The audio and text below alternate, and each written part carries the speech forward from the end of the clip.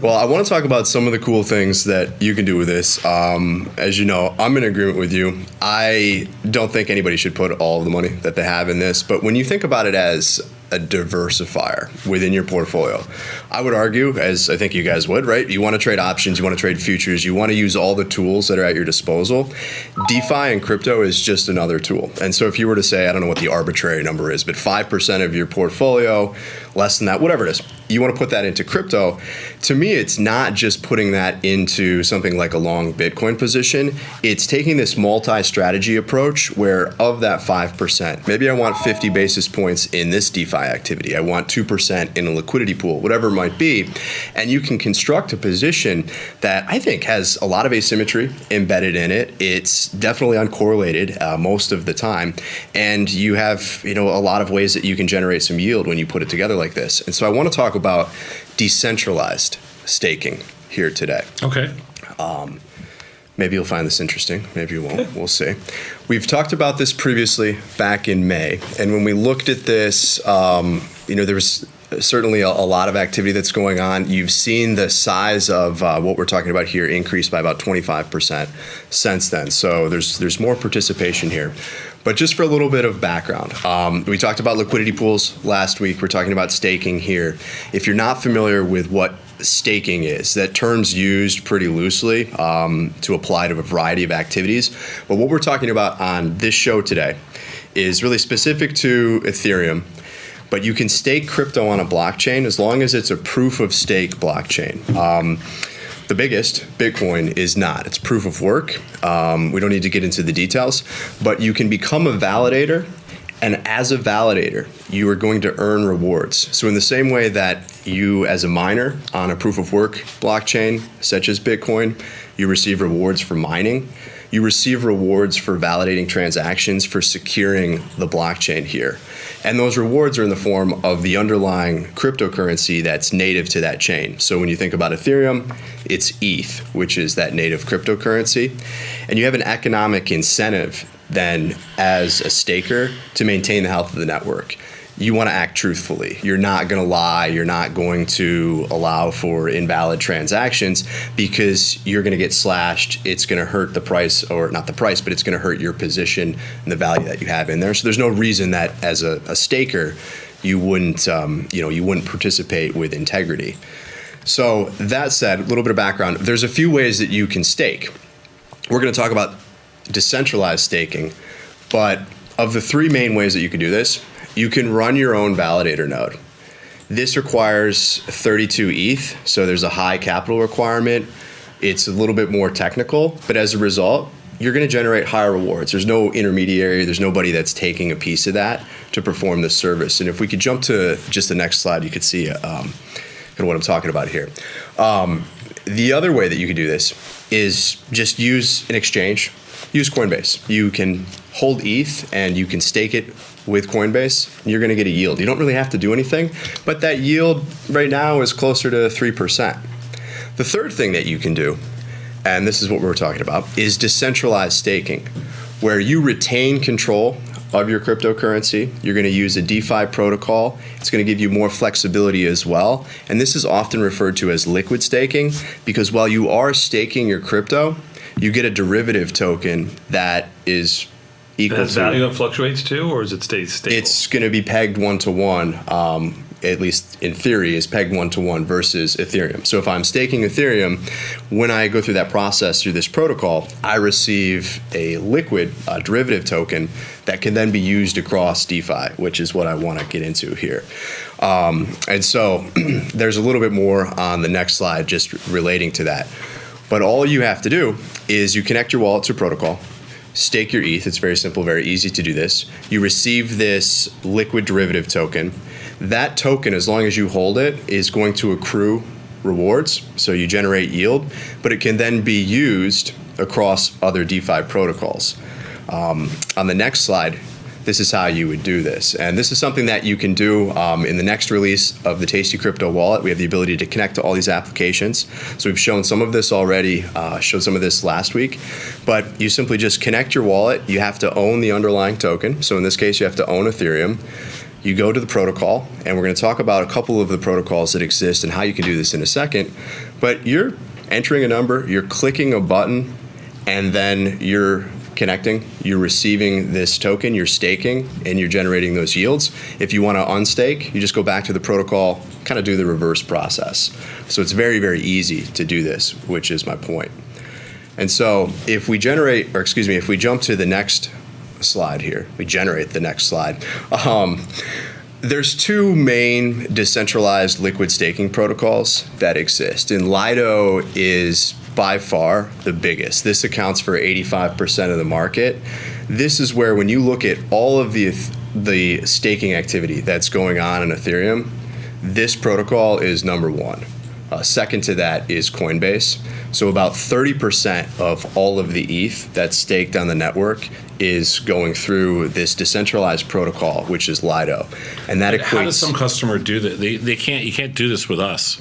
You can do this through the tastycrypto wallet. Oh, you can do it through tastycrypto. Yes, yeah. So you're not, and that's probably the really important thing to understand here, is that when you look at what we're doing with tastycrypto, it is truly offering an access point to DeFi.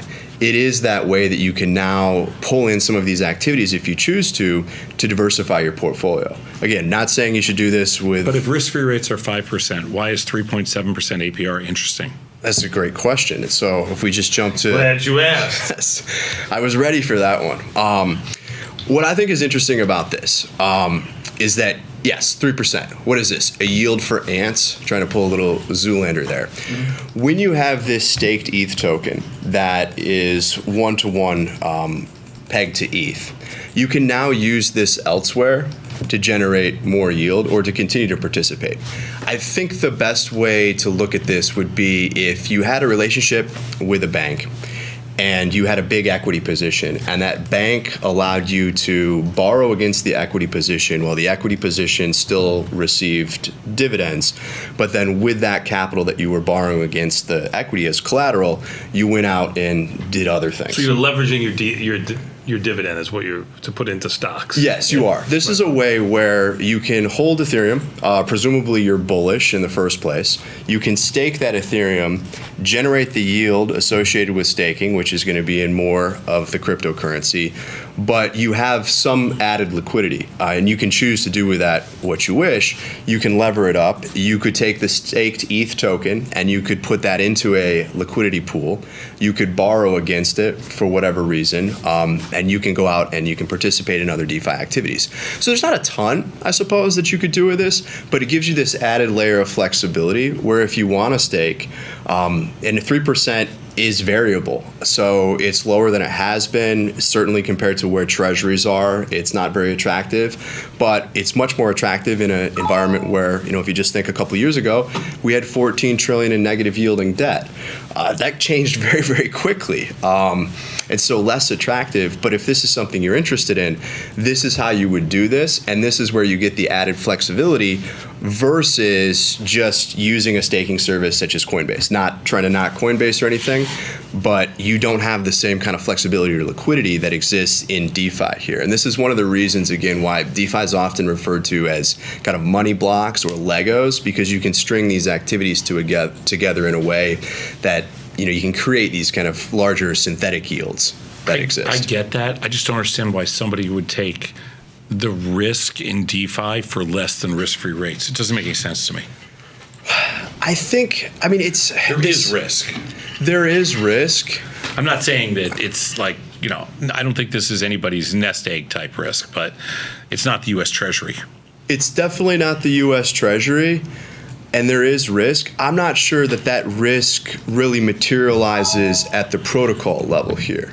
There's a lot of ways that you can mess up in DeFi. You can click the wrong button, and it's still very early. You can get hacked, you can get rugged, you could just be in the wrong thing, and it's a fraud. Forget your password. You can forget your password. There are solutions to that, and a lot of that complexity is being abstracted away. But when I look at the entire Ethereum network, this is 30% of all the ETH staked is going through this protocol.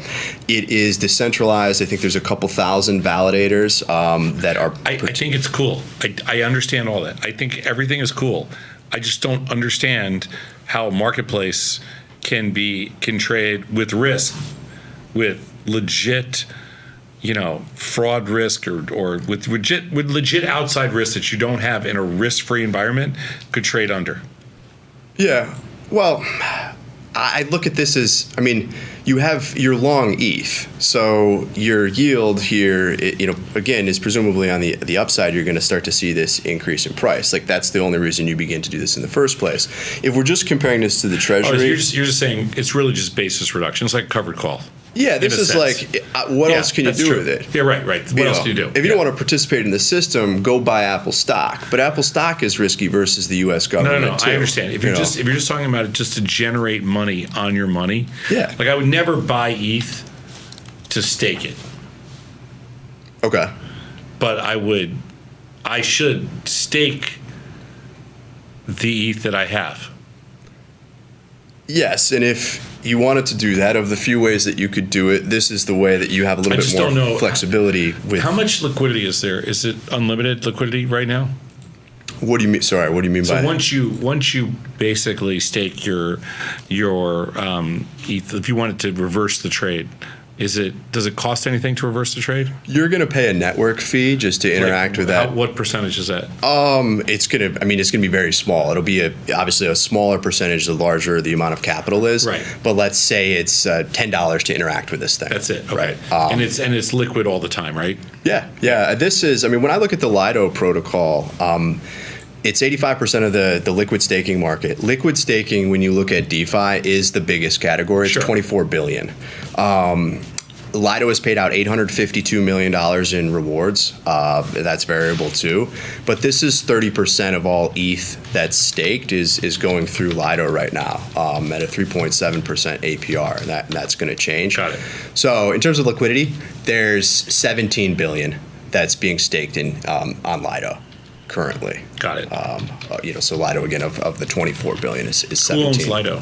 So Lido is a decentralized protocol. There's a development, but there's a company that's a lab quite often of developers. So it's a group of people that are adding to this, but it's open source. This is something where if you want to understand the risks, that's what I love about it. You can audit the contracts. Or you can build something different, or you can build something on top of it, which is pretty interesting. And so I definitely agree with you that there's risk here, but of the activities and the ways that you can participate in DeFi, it's probably one of the easiest ways or the simplest things to start doing to kind of get your feet wet if you want to. That I understand. Yeah. Good job. Good job out of you. Liquid staking. Thanks, guys. We're going to take a quick 90-second break and come back. We got more Tasty Live after this with a market measure next.